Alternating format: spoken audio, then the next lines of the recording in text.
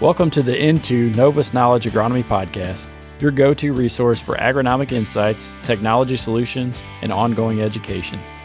At Into, we combine agronomic expertise from soil analysis to best practice application methodologies to provide a holistic view for your yield optimization. Our focus is on practical strategies that improve efficiency and drive better results in the field. Join us for interesting discussions, expert advice, and the latest advancements shaping modern agriculture. Whether you're in the field, on the road, or at your facility, we're here to keep you informed ahead of the curve. Welcome to the N2 podcast. Today, joined with my counterpart, Rodney Phelps in Illinois and Derek in Northwest Missouri. How you guys doing? Great. A little cooler today. Morning, Nick. Morning, Derek. Yeah, it is a little chillier, Rodney. It kind of feels like fall finally. Not 80 degrees, but down in the 40s this morning. I thought, guys, we might start with just a little harvest update, maybe some takeaways so far for each one of you and your geographies, and then we could jump into a couple, I think, probably quick, timely agronomy topics. Maybe just to start with that kind of that harvest update, key takeaways. We start with Derek up there in Northwest Missouri. What have you seen so far, Derek?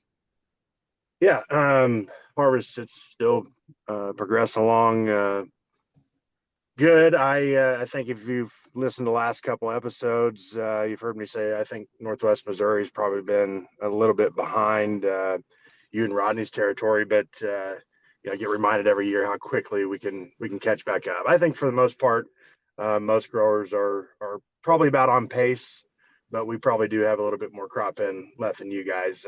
Yields have still been variable. We're getting to that late point in the season where fungicide wasn't used and things like that, and disease was bad, that there's some concern around some of that corn wanting to fall over, and some guys are making priority on getting that late corn taken out quickly. Bean moisture still holding on. I know last week we were still harvesting 12% moisture beans, which is excellent. And those yields tend to still be pretty good, but and corn as well. It's just variable, like it has been. But now with the crop coming out, we're starting to focus more on, fall fertility, fall herbicides, things like that. Appreciate it, Derek. What about you, Rodney? Yeah, I'm pretty much the same as Derek. We're well advanced into harvest. A lot of the soybeans have been cut, and unlike Derek, they were single digits. We were extremely dry through bean harvest, extremely warm, and so a lot of low moisture beans were cut. Yields were good, and I would say more consistent than corn. Corn was very variable. Corn harvest is 95% complete. There are pockets here in Illinois that aren't that advanced, but for what I cover, we'll be done by the end of October with most of harvest. Corn yields, like I said, were variable. Some that was managed, like Derek said, did well, but this past weekend we had heavy winds, and yesterday, and I was talking with a gentleman last night that harvested 30 acres all day yesterday one way because the wind blew that corn over. So this last part of harvest may be a challenge, but there's not a lot to get.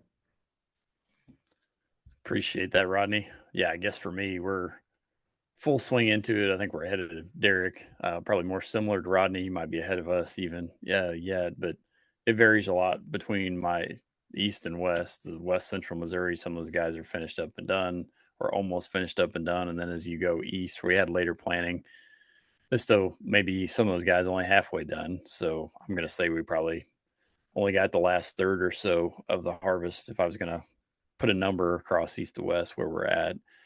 I think Rodney nailed it with the variability. That would be us in general, and that would be corn and soybeans both. I mean, yields on corn, field averages, I've heard anywhere from 120 on a low to almost 300 on a high. Soybeans, I've heard as low as 30 all the way up to 90 bushel field averages. It just depends where you're at, what your soil type is like, how much rain you had. So variability was the key. I think Derek and I were talking yesterday. I mean, the early soybean planting thing showed again this year, where guys were able to get them out early, get them out in April. Those beans have been the best. And then I'll just say management, really corn or soybeans, both really management paid, but especially in corn, you start talking about fungicide, nitrogen, overall fertility, just where you really manage that crop. It really responded this year. And last year we had just a perfect year, and it seemed like everyone could raise some really good yields. But this year, where it was managed well, those guys really reaped the benefits to it. And even in soybeans, though, too. I mean, the fungicide insecticide combinations, few of the ways that we've done, been pretty consistent 10 bushels. So I guess the two words for me, 2025, would be variability and management. The two takeaways. Well, I appreciate that as far as the updates, guys. Maybe moving into some of those agronomy, the quick hitters, so to speak. Derek, want to just start off with fall herbicide applications. We've talked about those in previous episodes, and so I think we've kind of set that up well. But now that the time is upon us right now, crop being harvested, winter annual weeds coming on, it's probably time to talk about it one more time. A quick reminder. So I guess the first question some folks might answer or might ask: generally, we might wait until November before we apply a fall herbicide. Is it too early to do it today or not? Yeah, no, it's time to go. In my opinion, um, even last week out in fields, I think as warm as it's been, and I'm speaking for my territory because we've been fortunate to get some moisture. We've stayed pretty warm, and last week out in fields, especially like in bean stubble where we don't have a lot of residue, henbit and chickweed, it's coming on strong. It's coming on hard, and I would go ahead and start making those applications. Yes, we like to hold off those applications as long as possible. But my advice, though, if you're going to go this early, and I say this early, I don't consider this early at all, but I would, throw in the residual option in there as well, along with your glyphosates, your 2,4-Ds, your dicambas, those traditional fall burn down type products. But make sure you're throwing in a residual option in there as well, because the weeds are coming on very strong with our moisture and our heat that we've had here recently. We are starting to cool down.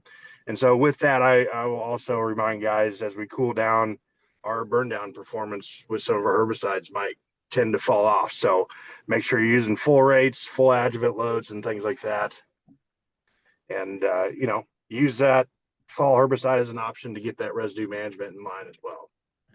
So, and Derek, just another couple of quick questions. You hinted at the program, but everybody's program is going to be a little different, but what would you recommend as a program right now if you're going out and spraying? I like either your 2,4-D or dicamba, or you could possibly tank mix both. Now, from residual options, things like Valor are very, very good. Metribuzin, even some of our sulfentrazone type products tend to work really, really well in the fall. Those I would, I think we've talked about this before the last time, but I'm a big fan of keeping it simple. If there are weeds present, I do recommend having glyphosate in the mix, even though a lot of our primary weeds are glyphosate resistant. But I would have, a standard product for me might be glyphosate, 2,4-D, and metribuzin, or glyphosate, dicamba, and Valor if there's weeds present. If there's no weeds there, you can do a lay-by treatment, a very simple treatment of Valor. 2 to 3 ounces of Valor in the fall can work very well from a residual standpoint. So it's not the same. I guess my best recommendation is keep it simple, because all we're trying to do is set ourselves up for a good spring. Yeah, and that last point, you were hinting at a loaded question I was going to ask you, but what's with a fall applied herbicide? Maybe this is a little bit loaded, but what's the focus from that come spring? Like what's the goal? Yeah, the goal is to make sure our pre's are successful. I think the misconception, I guess the goal of our fall is not to ride us out until our first post app. They don't replace a spring application, in my opinion, a spring pre, a need for a pre, but they make those more successful. They buy us time because we don't know what's going to happen next spring. If it's going to be wet and we're only going to have a few days to plant and put on our pre and things like that. But if I got to fall on, you just bought yourself some insurance in the spring to make sure, whether it's your burn down, your residual treatment, is you got much better chance that those are going to be successful when that fall app is made. And so if there's a few weeds present in your field next spring, it doesn't mean that your fall application wasn't successful, but it does make sure that our pre's, which tend to fail, we always talk about if we don't start clean, it's hard to stay clean. But with that fall, we just increased our odds. Like I said, we bought that insurance that we're going to be able to start clean. And That's perfect. a comment Go I'll ahead. make, guys, is I'll take the memory back to this spring, all the purple henbit that we had on the fields. I was laughing with Nick early. It looked like you were driving by a field of flowers. So, but if we get a fall burn down on there and get some, as Derek's saying, some residual, then you won't have that purple henbit pressure as bad, and it's a lot easier to get in check if we have a fall burn down. Yeah, that's perfect, Rodney. And Derek, yeah, I think you hit on that perfectly. I think you have things like mare's tail weeds like that. The easiest way to control it's in the fall. We can get into the whole pest thing. We reduce winter annuals. We can reduce pressure from black cutworm, etc. But yeah, that's the point I was hoping you'd get to, which is just the fact that the focus is to provide a clean seed bed at planting. I've just seen the last couple of years some disasters by us planting into a clean seed bed and then thinking, oh, this is still holding. We'll just wait to apply our post treatment or our pre treatment. And then you fall asleep a little bit and the water hemp starts coming. And that's one thing about it. These fall treatments are not focused on summer annual weed control. They're not focused on water hemp control. They're to get you a clean seed bed. And really that's it. And then we just focus on spring control from that point forward. So yeah, I appreciate that. Rodney, I think that's kind of a perfect segue, the fall herbicide applications, into what kind of products or what could we do differently to add to this fall herbicide pass if we want to try something new? So some things, since if we're gonna have a sprayer going across a field, we can look at some stalk degradation products. And our goal when I say stalk degradation, our goal is to speed up residue breakdown. And we're talking about our spring with our weeds. We're also want a good plantability for the spring so that we can have even emergence in our crop, whether it be corn or beans, and also accelerate the leaching of nutrients that are tied up in the stalks in corn and even the bean residue. Um, Mainly potash we're after, but there's also some nitrogen tied up. And when we get in the mineralization phase in the summer, we need to have that stalk in a position to release the nutrients that has got tied up in it. And with the economics that we're dealing with, think about the fertilizer that we applied for the 25 crop, and then we look at what we took off in grain, but what we left behind in our stalks and our bean stubble, there's nutrients there that we need to get some of for the 26 crop. So if we're going to do a fall burn down, it's a very good time to put these type of stalk degradation products in. And so you're probably some guys say, well, what is? Well, we're talking about biologicals. We're talking about sequestering products, things that will get into the stalks and accelerate that breakdown. So it will get into the stalks and the soybean stubble, and then Mother Nature helps us through the winter and then into the summer and to release some of the nutrients. But the biggest thing would be plantability. And as we get all this trash, um, and especially in no-till, it's just becoming a larger and larger issue of getting that out of the way so that we have a clean seed bed, and therefore we can get uniform emergence. So while we're talking fall burn down, I also think we need to look at throwing stock degradation products in with that pass also. Yeah, those are good points, Rodney. I think that's one of the things that I never played around with them until the last couple of years. But one thing I've noticed with some of those products is just the fact that you apply those products and you do get breakdown of that stalk and it does seem to shatter away when you run the planter across it. But just the fact that it's eating up the underground growth too, as far as the root balls from that corn crop the year before, and so it makes plantability a lot easier. Um, Derek, I might put you on the spot too on this because we've talked about this before, but what's the difference in going out there with like one of these stalk degradation products that Rodney's talking about versus the old adage people going out there with 32% in the fall to try to increase stalk breakdown? I think, yeah. So UAN is a component of some stock degradation programs, balancing that carbon to nitrogen ratio with the nitrogen that you get with the UAN. But what I guess these additional products do is they buffer that salt content in UAN. And so, we got to remember why our stocks break down at all. And that's because of the microbes and the biology in the soil. And high salt content spraying UAN, you actually kill those bacteria in the soil. And essentially, some of these degradation products, they will actually buffer that salt content. And therefore, your natural biology that would naturally break down the residue anyways is going to be more plentiful by buffering that UAN and things like that you have in that spray mix. I think that's what you're getting at, Nick. But Yep, you nailed it, Derek. I just thought that was a good point to share with the group. And then yeah, also, like some of the products that Rodney's talking about, we're providing real biology too to help with that breakdown as well. yeah, yeah. Good points, guys. Good segment there, Rodney. Speaking of biology, I guess along that line, I just wanted to get into a little bit of right now we're hitting the point where we're just about to fall anhydrous applications. And I think, Rodney, I think you're there right now. Yes, we actually started yesterday in some spots, and now with the cool temperatures, soil temp was 54 degrees yesterday. So it's go time for us to get over all the acres we need to get over.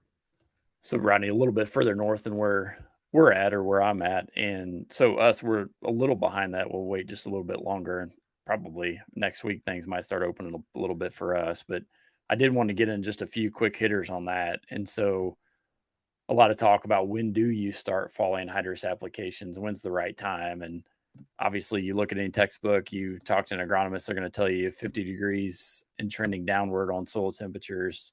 So, staying below 50 is when you apply.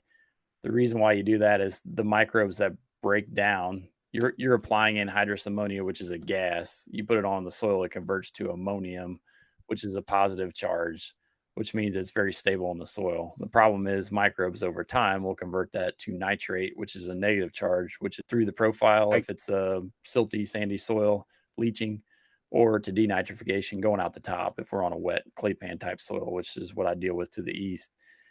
The idea is if you wait till 50 degrees and trending downward, the microbes that convert that from ammonium to nitrate, they drastically decrease their activity. So they're very slow 50 degrees and below, whereas they start to speed up above 50. So that's why we kind of target that 50 degrees and trending downward. The biology slows down. That is also, though, why we include a nitrogen stabilizer. And really specifically, what we're going after is a nitrification inhibitor. And all that all that means is it holds the product in the ammonium form, the positive charge form, longer before the microbes can convert it to nitrate. So there's a lot of those products. I mean, Inserve is probably the one most people think about because it's been around the longest. There's some other newer products that are out there as well, Centuro, Function, a lot of different ones that are out there on the landscape. But the idea behind those products is just to keep that anhydrous in the ammonium form longer. And we tend to apply those in the fall, obviously, because the window between application and planting is a lot wider, a chance for more ups and downs in that temperature, a chance for us to lose that.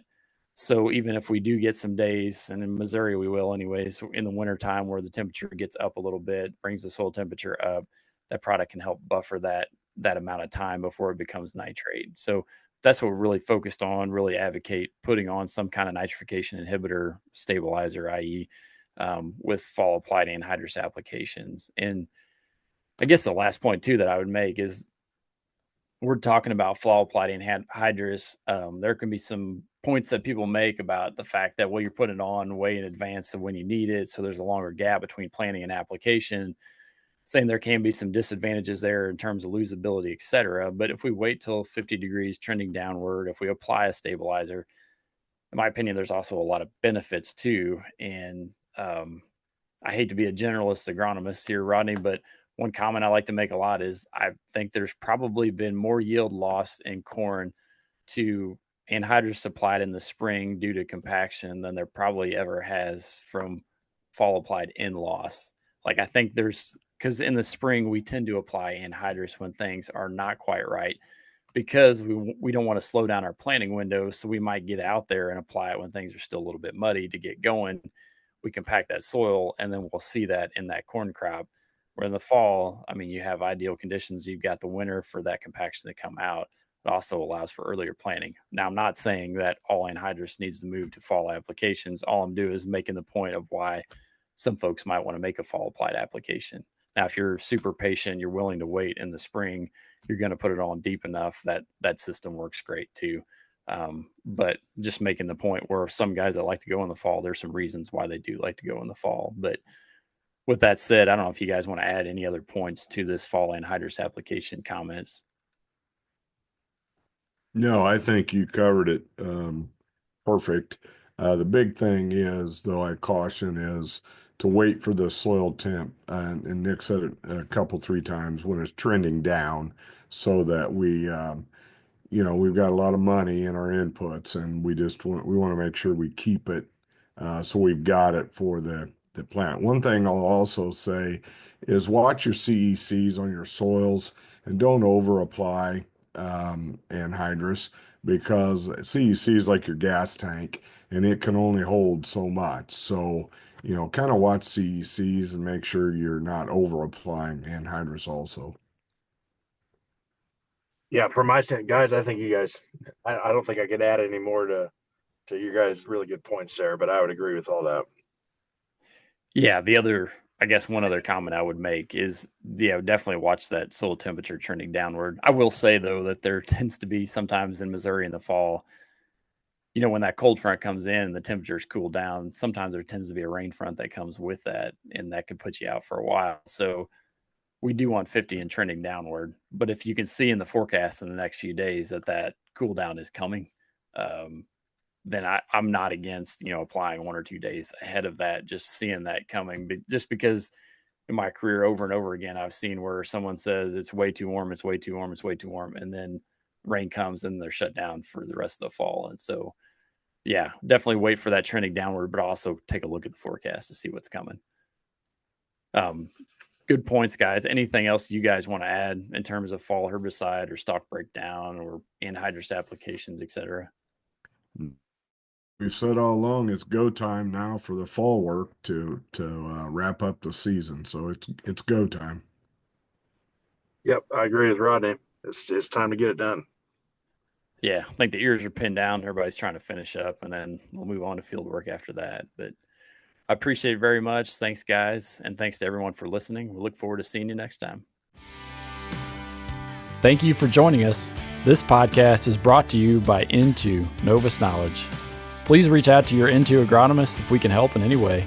Join us next time for more in-depth agronomic advice.